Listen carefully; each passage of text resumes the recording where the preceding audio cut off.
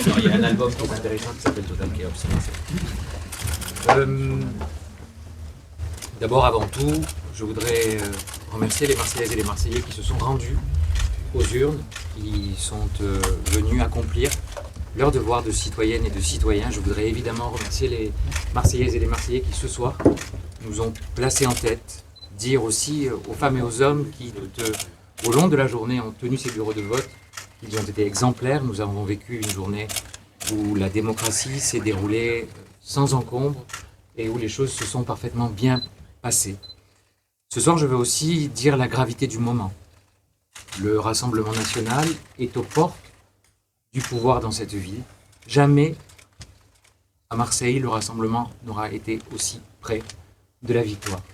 Et c'est pour ça que j'appelle ce soir les Marseillaises et les Marseillais à se rassembler dès dimanche prochain autour du printemps marseillais, autour de cette liste qui porte en elle l'histoire, les ferments et l'avenir de cette ville. Je les appelle toutes et tous, du 1er au 16e arrondissement, à venir nous rejoindre, à montrer que cette ville résiste à la vague brune, à montrer que cette ville n'accepte pas la division, qu'elle est faite de femmes et d'hommes qui la portent, qui croient en elle, qu'elle n'est pas faite de celles et ceux qui veulent nous trier en fonction de notre religion, de notre couleur de peau ou du quartier où l'on habite. Je veux d'une ville où on puisse vivre bien, ensemble, en harmonie. C'est ça l'histoire de notre ville. Tout dans l'ADN du Rassemblement national porte les stigmates d'une ville qui se diviserait. Et tout dans l'ADN de Marseille refuse ce qu'est le Rassemblement national. L'histoire de notre ville se joue dès cette semaine. Et la semaine prochaine, il faut que nous soyons nombreuses et nombreux à sortir voter, encore plus nombreux que cette semaine, d'où que nous soyons, du 1er, en passant par le 2e, le 3e, le 4e, et tous les arrondissements jusqu'au 16e arrondissement, que nous habitions au bord de l'eau, au bord des collines, dans des tours, dans des cités. Nous devons nous mobiliser et dire non au Rassemblement national. Ils veulent faire de cette ville le tremplin et le marchepied de la famille Le Pen vers l'élection présidentielle. Montrons-leur que nous ne sommes ni un tremplin ni un marchepied. Montrons-leur que nous sommes cette cité-État qui, tout au long des siècles, a refusé le joug de celles et ceux qui voulaient la tenir, qui voulaient l'enfermer et qui voulaient la diviser.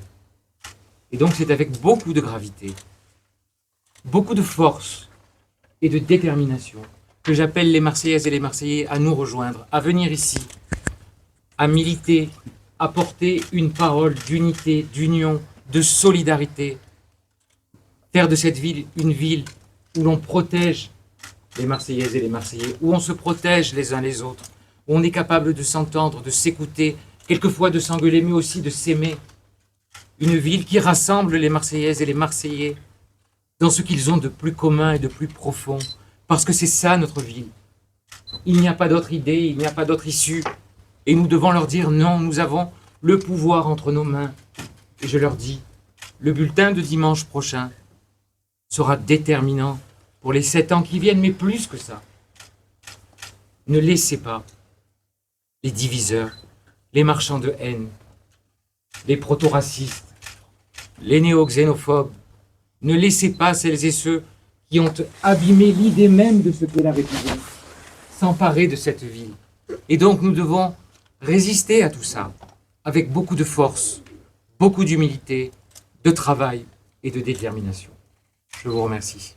Monsieur Payan, est-ce que vous allez accepter la main tendue de Sébastien Delogu? Mais moi, je parle aux Marseillaises et aux Marseillais. Je ne sais pas ce qu'ils ont voté les uns les autres. Ils sont venus aux urnes. Je respecte le vote des uns et des autres. Je respecte les choix des uns et des autres. Mais nous sommes ce soir dans une situation où il n'y a plus que 2 issues possibles. Soit la liste du printemps marseillais l'emporte, soit la liste du Rassemblement national l'emporte. Il n'y a plus que 2 issues possibles. Tout autre choix est un choix qui permet au Rassemblement national d'emporter cette ville. Je ne ferai aucune négociation de couloir. Je ne ferai aucune tambouille. Je veux être clair. Je suis clair sur ce que je suis. Le combat contre le Rassemblement national, c'est le combat de toute ma vie. C'est le combat de toute la vie de celles et ceux qui se sont battus et qui se battent sur cette liste, de toutes mes colistières et de tous mes colistiers.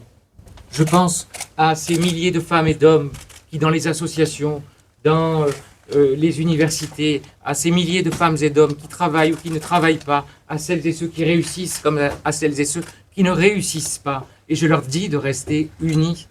Il n'y a pas d'autre voie que l'unité des Marseillaises et des Marseillais.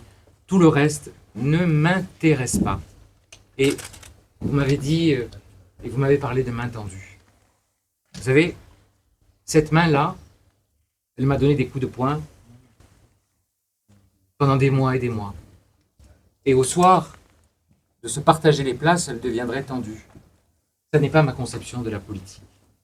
Ma conception de la politique, c'est d'avoir une forme profonde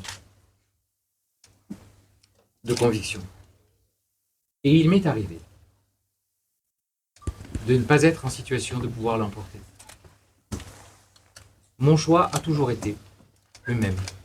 Face au Rassemblement national, je n'ai jamais demandé à mes adversaires politiques, à celles et ceux que j'avais critiqués, et je n'ai jamais d'ailleurs critiqué mes adversaires politiques comme certains l'ont fait pendant cette campagne. Je n'ai jamais demandé une place. Le combat contre le Rassemblement national, ça ne se monnaie pas. Mais moi, j'en appelle à l'union des Marseillaises et des Marseillais. J'en appelle à leur sens profond de la République et de ce qu'est la vie.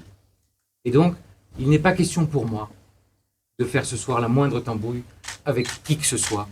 Je n'ai plus qu'un objectif, garder l'unité de cette ville, garder l'identité de cette ville, la fierté de cette ville, la fierté d'être Marseillais, d'être Marseillaise, qu'on soit né ici ou qu'on soit né ailleurs, nous avons ça en commun et je ne le perdrai jamais. Vous espérez qu'il se retire quand même, Sébastien Delugu? Encore une fois, ça n'est absolument pas mon problème. Chacun prend sa responsabilité. Je n'appelle personne à se retirer. Je n'appelle personne à faire quoi que ce soit. Chacun fait en son âme et conscience. Chacun est face à son histoire.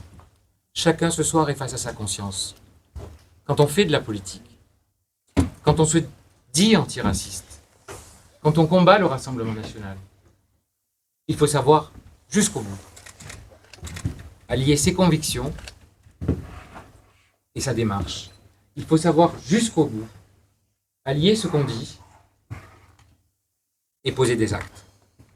Et donc, il appartient aux femmes et aux hommes qui ont été candidats pendant cette élection, encore une fois, de réfléchir à l'histoire qui les regarde. Et ils les observent, l'histoire. Parce que ce serait un séisme pour la France si le Rassemblement national devait gagner. Et pour ne pas avoir obtenu je ne sais combien de places ou de postes de conseillers municipaux, laisser la ville de Marseille au Rassemblement national, je ne suis pas sûr que ça grandirait qui que ce soit. Je vous remercie. Merci. Monsieur Paillon, peut-être un mot sur l'autoparticipation qui est faible. Alors, pour une ville comme Marseille, qui est une ville qui ne vote pas beaucoup, on a quand même plus que sauvé les meubles. Et c'est une ville, vous le savez, qui a, je ne vais pas entrer dans la technique, mais qui a un vote différentiel entre le premier et le deuxième tour. Et vous verrez qu'au deuxième tour, on aura une participation beaucoup plus forte, même si, encore une fois, c'est une participation qui, par rapport à 2020, et par rapport d'ailleurs au reste des communes de ce département, n'a pas du tout à rougir. Moi, je suis très fier des Marseillaises et des Marseillais, et je leur dis encore une fois, le 22 mars, c'est le deuxième tour, c'est le dernier tour.